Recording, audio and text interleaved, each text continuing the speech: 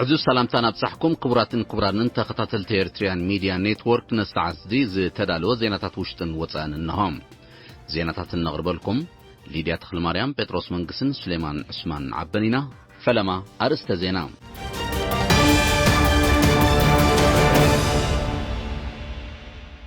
برزدنت إسياس أفوركي أب حسبي حداثة عدت أكايدوم حزبين الزبهابرو حسنة مقبين موحس زي قارص وفراتات كايد أم حدار زبا عن سبات زخاخيروم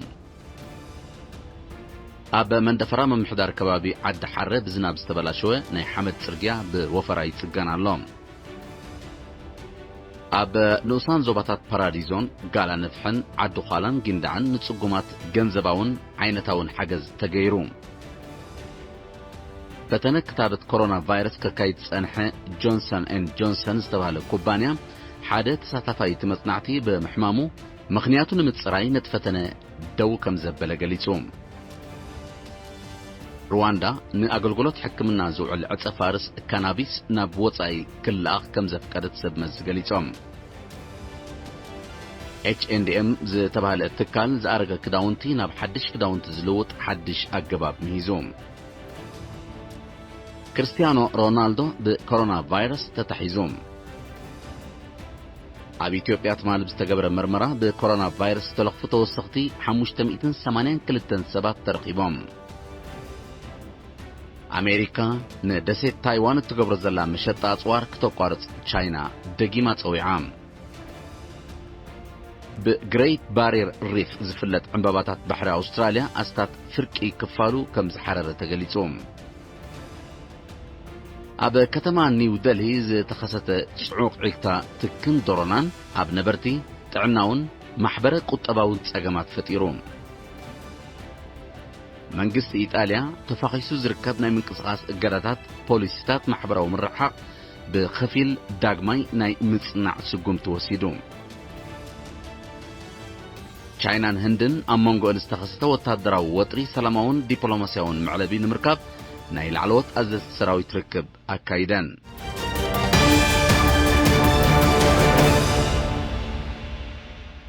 بريزيدنت إسياس أفوركي أب حسب حداثة عودة أكايدو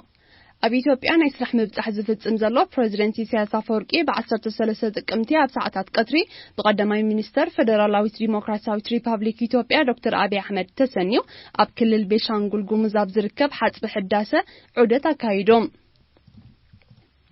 بقدماي مينستر أبي أحمد موياويان اندما بزعبع علامة اتحت ببطيح وزلو درجان زترفو مسرحن مبرهي تواهيبو كاب كتما أديس أبابا لعلي 800 كيلومتر رحيق زركب حسب حداثة 9 عامت تغطرك خونن كلو أبزقوان نزدما 76 مئتاويتو تزازيمو الله أقدمو بريزيدنت إسياس أفوركي أب ساعتات نقهو بقدماي مينستر أبي أحمد تسنيو أب بروجكت إلكتريك كوشا عودة أكايدو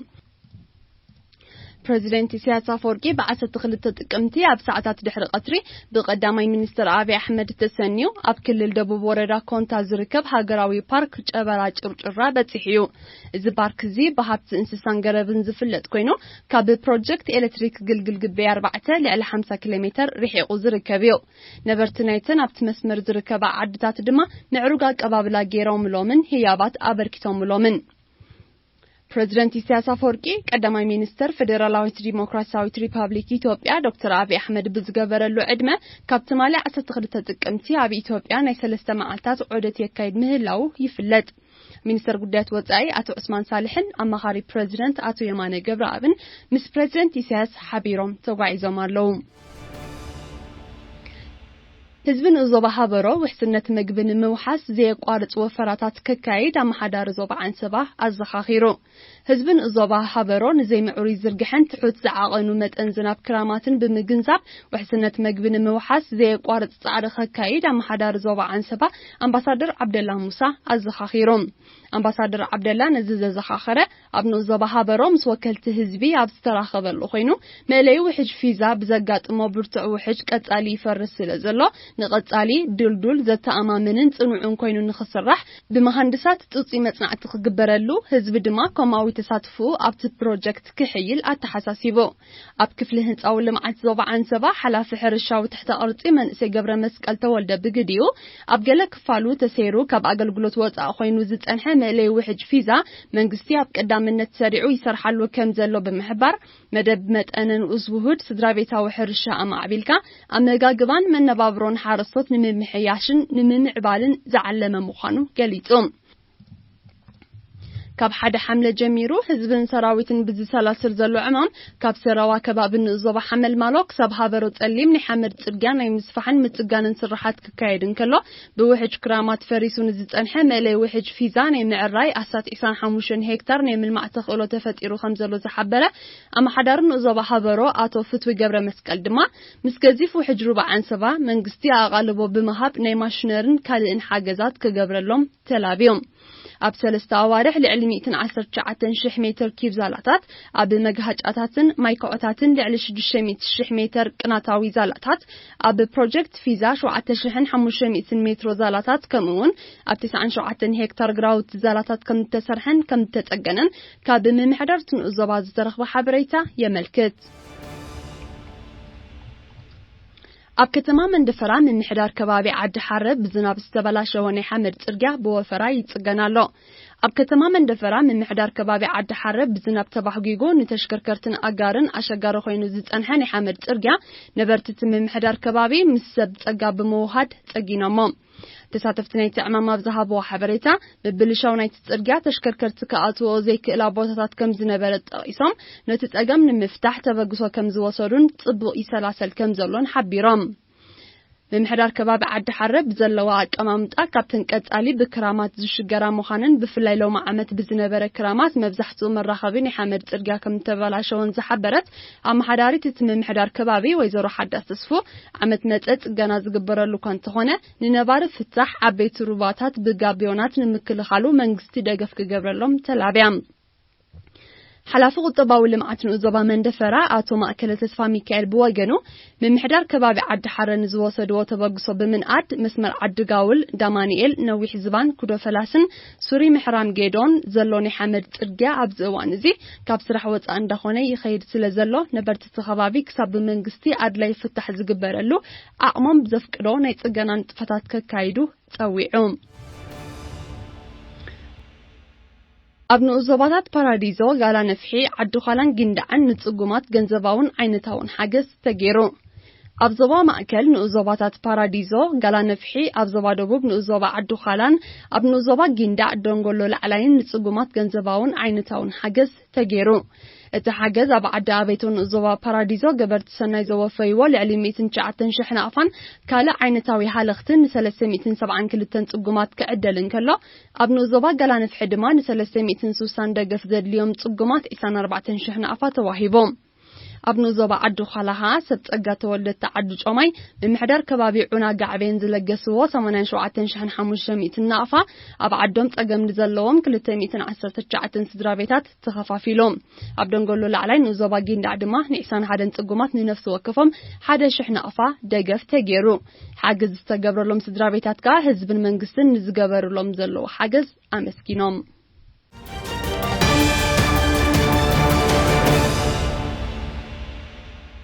ናብ ዜናታት ወጻኢ ምስ ንሰግር ፈተነ ክታበት ኮሮና ቫይረስ ከካይድ ዝጸንሐ ጆንሰን ኤንድ ጆንሰን ዝተባሃለ ኩባንያ ኣሜሪካ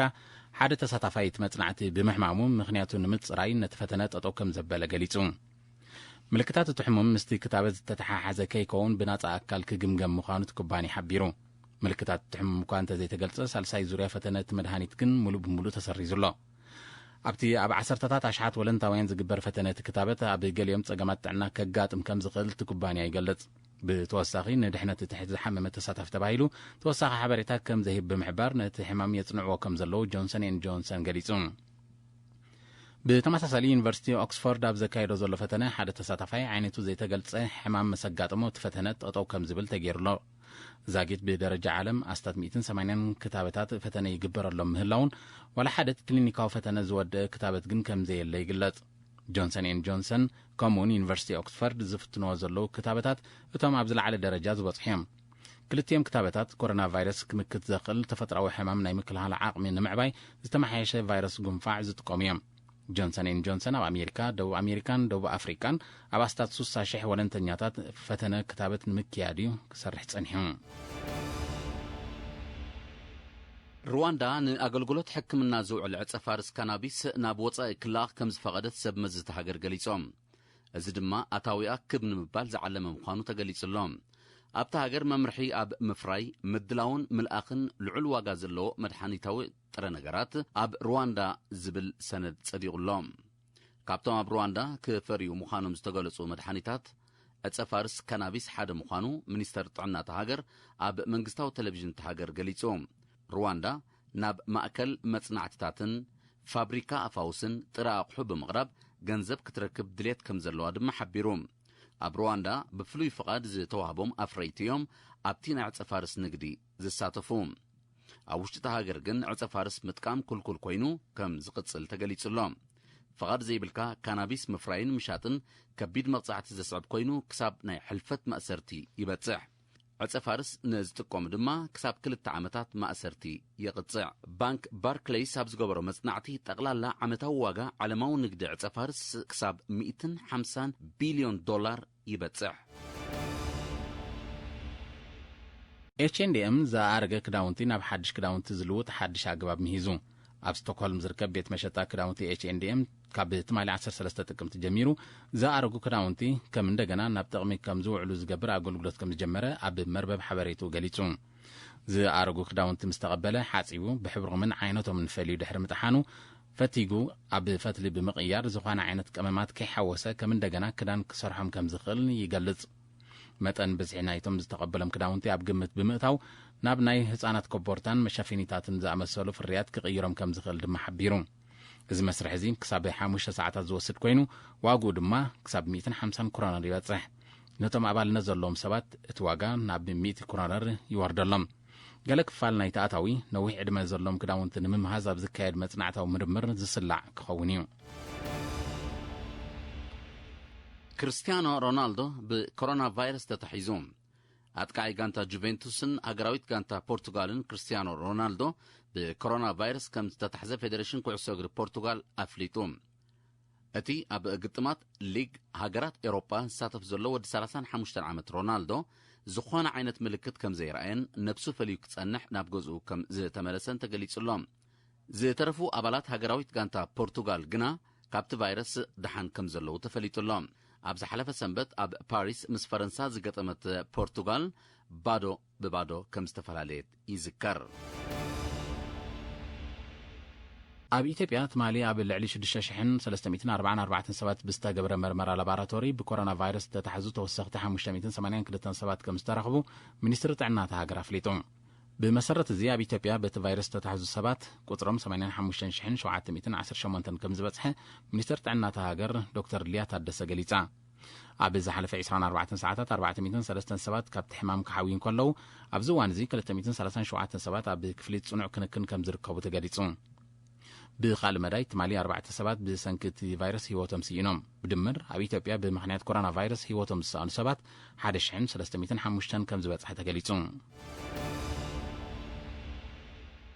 አሜሪካ ንደሴት ታይዋን ትገብሮ ዘላ መሸጣ አጽዋር ከተቋርጾ ቻይና በ13 ጥቅምቲ ደጊማ ጸዊዓ ቻይና ንጻውዒት ዘቅረበት አሜሪካ ነታ ደሴት ሚሳይላትን ሰብአልቦ ነፈርቲ ውግእን ዘተቃለለ ዘተረቃቀ ተወሰኸ አጽዋር ክትሸጠላ መደብ ከም ዘለዋ ድሕሪ ምቅልሑ እዩ እቲ ውጥን ንፖሊሲ ሓንቲ ቻይና ዝጻረር ምዃኑ ዝገለጸ ሚኒስትር ጉዳያት ወጻኢ ቻይና ሃገሩ ንምክትኡ አድላይ ዝበለቶ ስጉምቲ ክትወስድ ከም እትኽእል አጠንቂቖም አሜሪካ አቀዲማ ንደሴት ታይዋን ቢሊዮናት ዶላራት ዝዋጉ አጽዋር ከም ዝሸጠትላ ዝፍለጥ ኮይኑ ቻይና በትሪ ከም ዝተቃወመቶ ጸብጻባት ይረዱም እዚ ኣብ መንጎ አሜሪካን ደሴት ታይዋንን ዝግበር ዘሎ መሸጣ አጽዋር ብአሉታ ተጸሊኑ ዘሎ ዲፕሎማሲያዊ ዝምድና ቻይናን አሜሪካን መሊሱ የጋድዶ ከም ዘሎ ተንተንቲ ይጠቕሱ ኣብ ኣውስትራልያ ዝርከብ ሓደ ካብ ቀንዲ መስሕብ በጻሕቲ ዝኾነ ብግሬት ቤሪየር ሪፍ ዝፍለጥ ዕምባባታት ባሕሪ ብሰንኪ ዓለማዊ ዋዒ ኣስታት ፍርቂ ክፋሉ ከም ዝሓረረ ጸብጻባት ኣከባቢ ሓቢሮም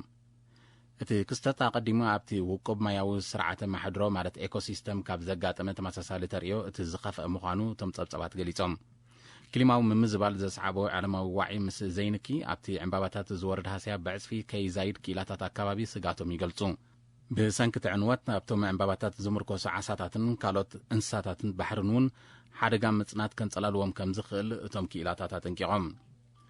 ግሬት ቤሪር ሪፍ ቅድሚ ሓያሎ ዓመታት ኣብ መዝገብ ዓለማዊ ውርሻ ዝሰፈረ ሓደ ካብ ዓበይቲ ማያዊ ስርዓተ ማሕድሮ እዩ ይኹን እምበር ብሰንኪ ክሊማዊ ምምዝባል ሰሓብነቱ እናጎደለ ይመጽእ ብምህላው ካብቲ ኣህጉራዊ መዝገብ ከይስረስ ስጋት ኣሎ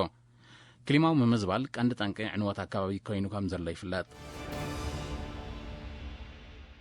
ኣብ ዝሓለፈ 24 ሰዓታት ኣብ ከተማ ኒው ደልሂ ህንዲ ዝተኸሰተ ጽዑቕ ዒግታ ትክን ደሮናን ኣብ ነበርቲ ጥዕናውን ማሕበረ ቁጠባዊ ጸገማት ፈጢሩ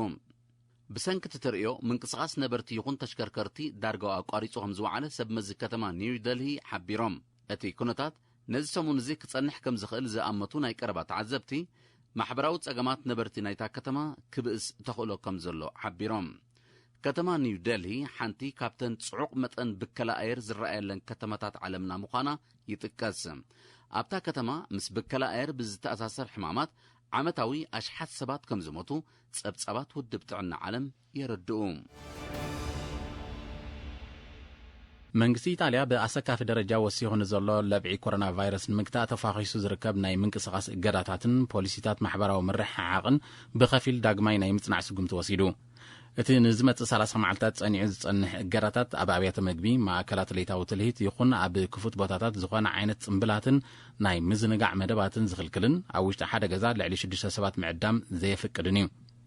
ብዘይካዚ ኣብ መርዓ ይኹን ካልእ ጽምብላት ልዕሊ 30 ሰባት ክሳተፎ ክልኩል ምዃኑ መንግስቲ ኢጣልያ ኣፍሊጡሎ ብኻልእ ወገን መንግስቲ ኢጣልያ ዜጋታት ናይ ኣፍን ኣፍንጫን መሸፈኒ ኣብ ዝኾነ እዋን ዋላ እውን ኣብ ኣባይቶም ንውልቆም ኣብ ዝጸንሕሉ እንተኾነ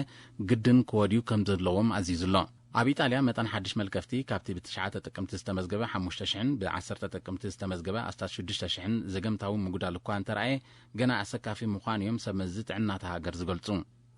መጠን ሞት እውን ብዘገምታይ ዛይድ ምህላው ይዝሕበር ኣብ ኢጣልያ ጠቕላላ ብኮሮና ቫይረስ ዝተለኽፉ ልዕሊ 359,500 ክበጽሕ እንከሎ ናይ ዝሞቱ ድማ ልዕሊ 36,000 ከም ዝበጽሐ ወጋውያን ጸብጸባት የነጽሩ ቻይናን ህንድን ኣብ መንጎአን ዝተኸሰተ ወታደራዊ ወጥሪ ሰላማዊ ዲፕሎማስያዊ መዕለቢ ንምርካብ ናይ ላዕለዎት ኣዘዝቲ ሰራዊት ርክብ ኣካይደን እቲ ርክብ ኣብቲ ብወገን ህንዲ እተመሓድሮ ክፋልቲ ዘከራኽረን ዶባት ዞባ ላዳካ ከም ዝተኻየደ ተገሊጹ ኣብቲ ርክብ ዝተበጽሐ ስምምዕ ዝገልጽ ሓበሬታ ኣመልኪቱ ዝወፀ ወግዓዊ ሓበሬታ እኳ ዛጊት እንተዘየለ ኣብ ምፍታሕቲ ጉዳይ ልዑል ኣበርክቶ ከም ዘለዎ ምስቲ ጉዳይ ቅርበት ዘለዎም ተንተንቲ ይሕብሩ ቻይናን ህንድን ነቲ ብጉዳይ ደባዊ እጀታ ኣብ መንጎአን ዝተኸሰተ ወታደራዊ ወጥሪ ንምህዳእ ተደጋጋሚ ናይ ላዕለዎት ሰብ መዝርክብ ከካይዳ ምጽሕን ይፍለጥ ኣብ ዝሓለፈ ወርሒ ሰነ ኣብቲ ኣከራኻሪ ዶባት ኣብ መንጎ ሰራዊት ክልቲአን ሃገራት ዝተወልዐ ግጭት 20 ኣባላት ሰራዊት ህንዲ ከም ዝተቐትሉ ኣይርስዕን ቻይናን ህንድን ኣስታት 3,500 ኪሎ ሜትር ዝንውሓቱ ኣከራኻሪ ዶብ ከም ዘለዎን እዩ ዝጥቀስ